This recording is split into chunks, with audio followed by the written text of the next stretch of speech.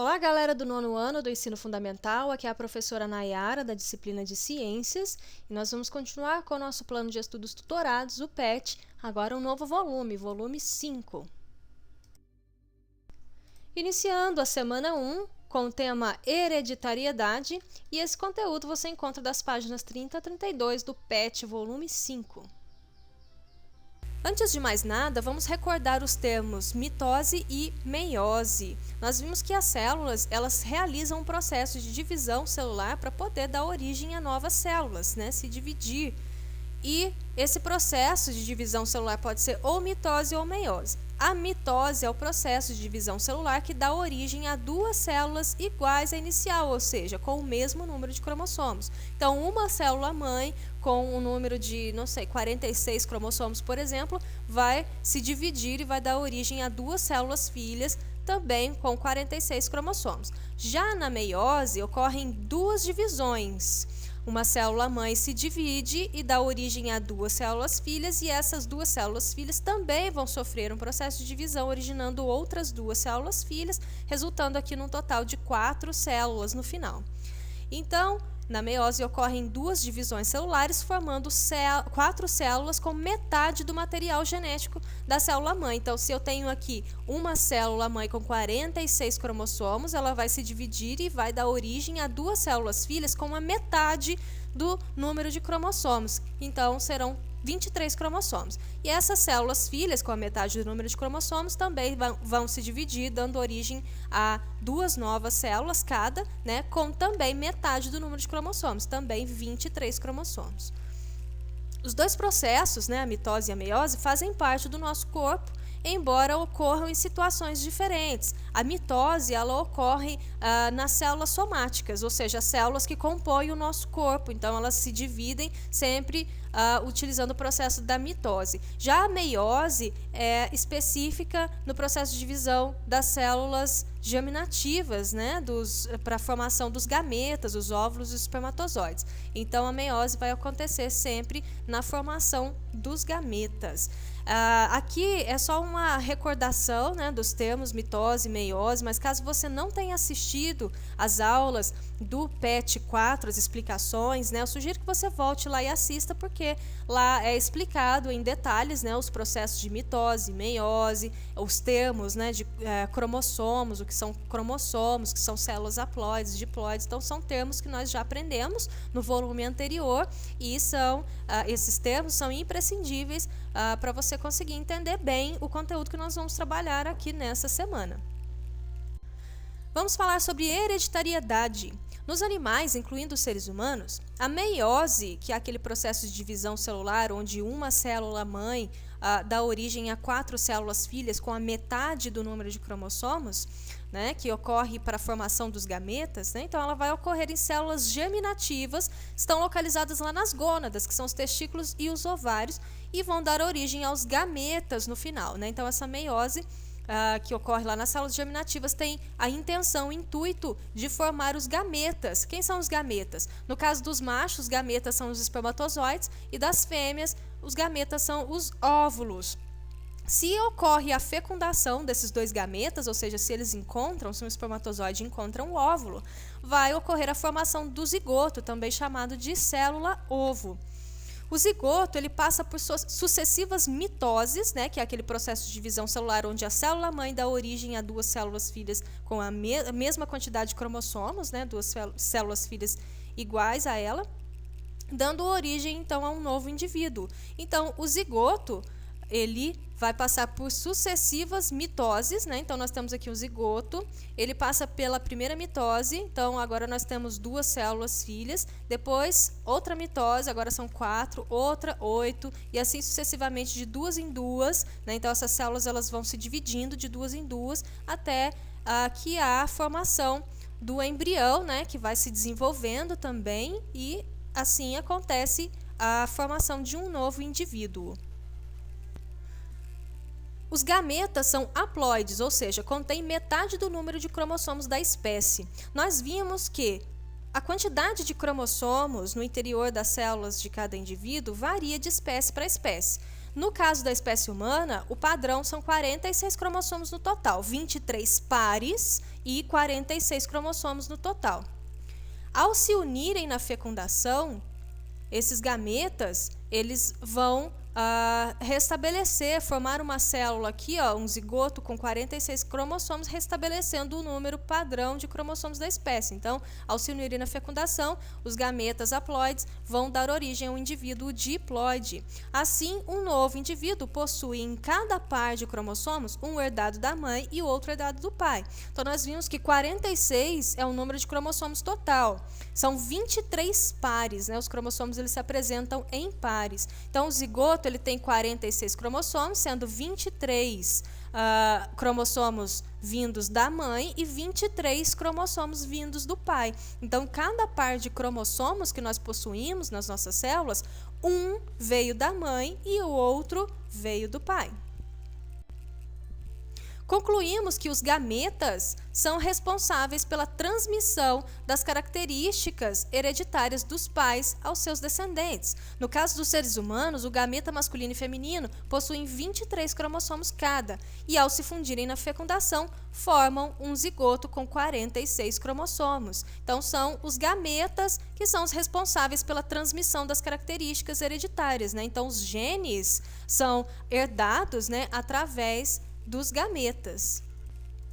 Os gametas podem conter diferentes combinações dos cromossomos do indivíduo que originou. Então, nós vimos que uma célula diploide com 46 cromossomos sofre meiose, né, no processo lá de formação dos gametas e, no final das contas, nós temos 4 células filhas haploides, certo? E no momento aqui da divisão celular, há uma combinação dos genes, né, que serão transmitidos para as células filhas. Isso significa que este primeiro espermatozoide não tem necessariamente os mesmos genes que este, nem que este e nem que este. Então, existe uma combinação, né? Existem diversas possíveis combinações genéticas, né, no momento de se originar os gametas. As diferentes combinações possíveis entre os gametas, né, do pai e os da mãe, as mutações naturais do DNA, né, e o processo de permuta, chamado de crossing over, que é um processo que ocorre durante a meiose, contribuem para a variabilidade genética, que é fundamental nos processos evolutivos. Então, por isso que nós, embora façamos parte da mesma espécie, né, da espécie humana, mas nós somos diferentes, existem diversas características, cor de cabelo, cor de pele, cor de olho, altura. Então, existem vários fenótipos, né, várias características diferentes de uma pessoa para outra. Isso se dá devido às inúmeras combinações diferentes de genes, né, que nós podemos ter, e esses genes, esses diferentes tipos de genes, vêm da nossa mãe e do nosso pai. Então, eles são combinados na hora da formação dos gametas, né, e esses gametas, então, eles se fecundam e dão origem a um novo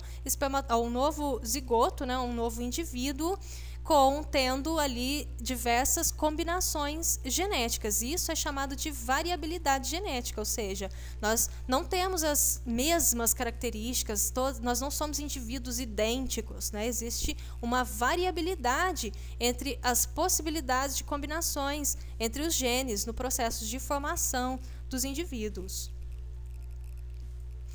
Aqui tem uma imagem representando esse processo de permuta, né, chamado de crossing over, que ocorre durante a meiose. Então, a célula mãe, ela vai dar origem aqui a 2 células filhas, né, haploides, com a metade do número de cromossomos, e essas duas também vão originar mais 2 células filhas com a metade do número de cromossomos. No meio desse processo, existe uma troca de informações genéticas entre os cromossomos homólogos, né? Então, nós temos aqui um par de cromossomos. Um exemplo, esses cromossomos aqui trazem informações para a cor de olho, né? Eles contêm genes, vários genes, e um deles é o gene que dá a característica da cor de olho para o indivíduo. Então, durante esse processo da divisão celular, ocorre uma troca de informação entre estes cromossomos. Vocês podem ver aqui, ó, né, houve uma troca de fragmentos desses cromossomos, e isso aumenta ainda mais a variabilidade genética, né, a possibilidade de combinações de genes, no final das contas, para a formação do novo indivíduo. A variabilidade genética pode ser definida como a diferença no material genético dos indivíduos de uma determinada população. Então aqui nós temos uma foto com várias crianças e embora essas crianças sejam da mesma espécie humana, elas não são idênticas, elas possuem diversas características diferentes entre si, né? E o que determina essas características diferentes são os diferentes tipos de combinações genéticas, né? Os diferentes tipos de genes que se combinam na hora da formação dos gametas e depois no momento da fecundação, né? Então, essa troca de genes, né, essa troca de informações genéticas, confere características diferentes entre indivíduos de uma mesma população, dentro de indivíduos de uma mesma espécie. Aqueles que possuem características mais vantajosas são selecionados em detrimento daqueles que não as possuem através da seleção natural.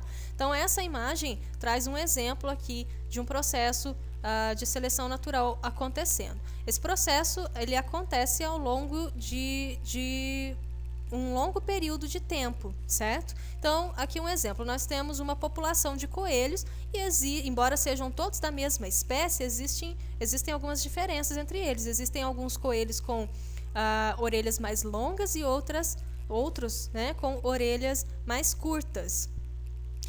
Esses indivíduos de orelha mais longa, eles possuem uma capacidade de perceber a ameaça, né, com mais antecedência, porque eles ouvem, eles têm uma percepção acústica maior, né, devido às suas orelhas maiores, então eles conseguem perceber a ameaça chegando e conseguem fugir a tempo. Já os coelhos com orelhas mais curtas, né, já não têm essa capacidade, então eles acabam sendo presas mais fáceis. Isso faz com que os coelhos, né, de orelhas mais longas tenham mais sucesso reprodutivo, porque eles vivem mais, né? Eles têm maior chance de sobrevivência, então eles se reproduzem, têm chance de se reproduzir.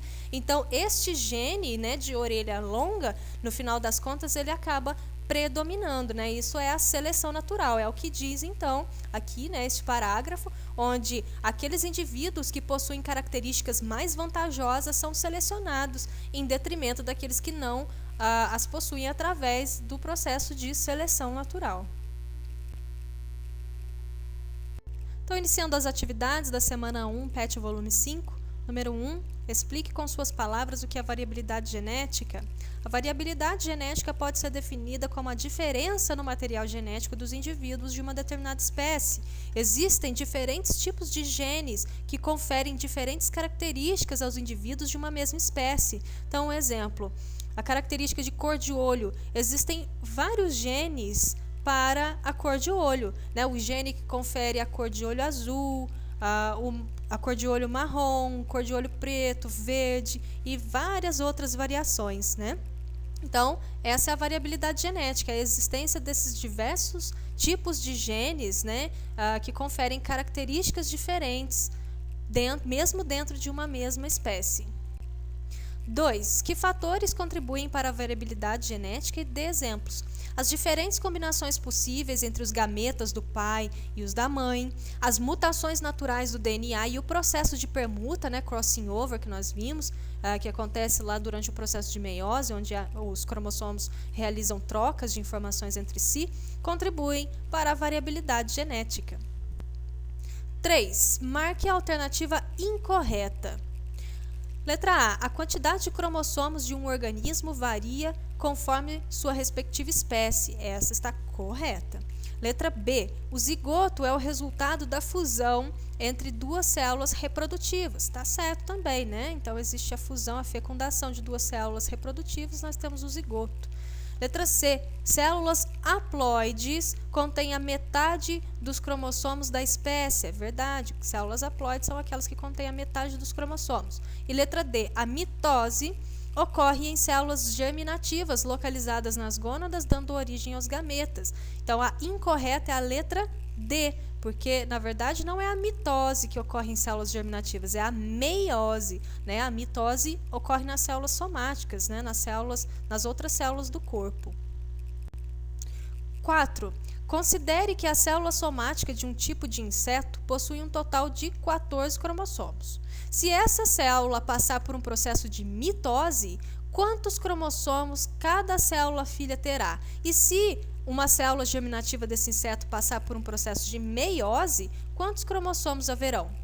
Bom, então se uma célula com 14 cromossomos sofre mitose, né, que é aquele processo onde uma célula mãe dá origem a duas células filhas idênticas, então as suas células filhas terão também 14 cromossomos, porque são a mesma quantidade, né, durante a mitose. Agora, se uma célula germinativa desse mesmo inseto, né, com 14 cromossomos, sofrer meiose, né, que é o processo onde uma célula mãe dá origem, no final das contas, a 4 células filhas com a metade dos seus cromossomos, então suas células filhas terão 7 cromossomos cada, a metade, né? Então, 7 cromossomos.